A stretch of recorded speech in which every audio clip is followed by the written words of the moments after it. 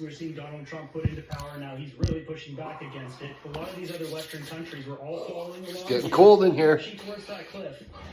Fuck Manitoba Hydro. My arch nemesis finally fucking got me. Caught me slipping. Okay, we'll see when the fuck. We'll see who's slipping on Monday, motherfuckers.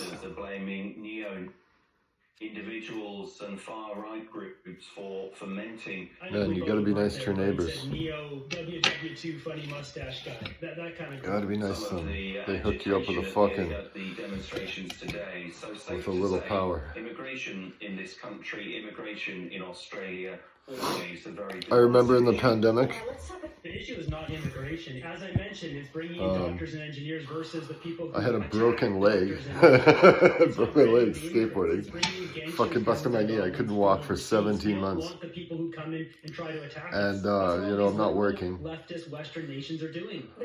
Couldn't grow weed. Couldn't even walk, man. My bathroom is upstairs. I was dragging myself up the fucking bathroom. Or has a parent born up the stairs to the bathroom. Delve into it a bit deeper in terms of the situation there and that sensitivity around immigration. Well, there's no doubt that Australia has had a surge in immigration, but when you look at the official figures, that is falling quite drastically, those numbers. So there are experts here who say that the idea that Australia is being swamped by mass immigration is simply not true. The government insists that it is working to reduce migrant numbers. It took me all winter to get enough money to turn the power back on. And when I did, all the pipes in my house were broken, every single one. All the way from the hot water tank to the bathroom.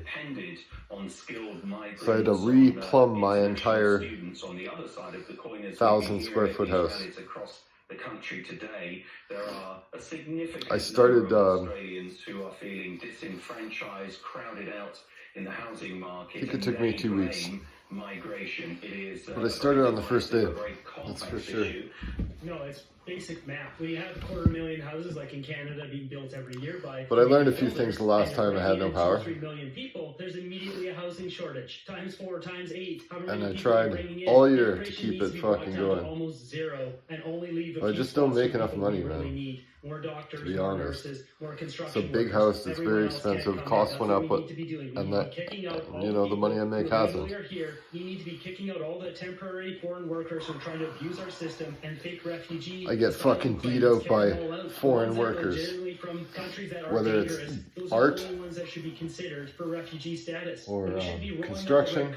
With $80,000 a year for these people to come and live. Get a job like everyone else. That's what we should be doing here. But you have to say too that the anti-immigration rallies we saw today. That's my little rant. Let's have one more here. We're watching Moose on the Loose. Shout out, David.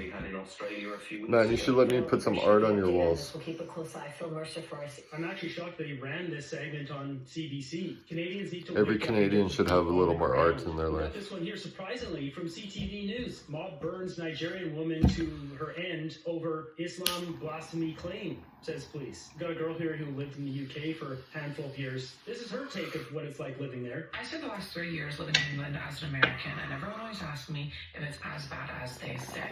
To which my answer is always, it is worse. You have no idea how this affects your day-to-day life, how unsafe I felt living in London. And I lived in West London, Zone 1, which was like about as nice as it gets. And I had